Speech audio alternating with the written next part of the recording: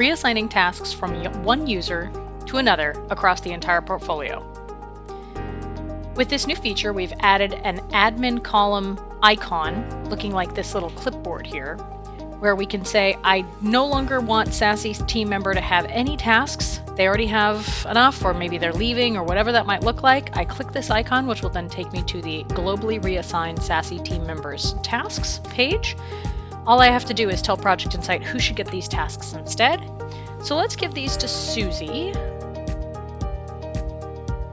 And then I can choose one at a time, or I can check all. If I only wanted to do certain projects out of this list, I can decide that. And then I'll hit reassign. And it'll do all projects on this list. I know that it worked because I have these checkboxes. Hit OK. And now Sassy team member has 0 tasks on this list.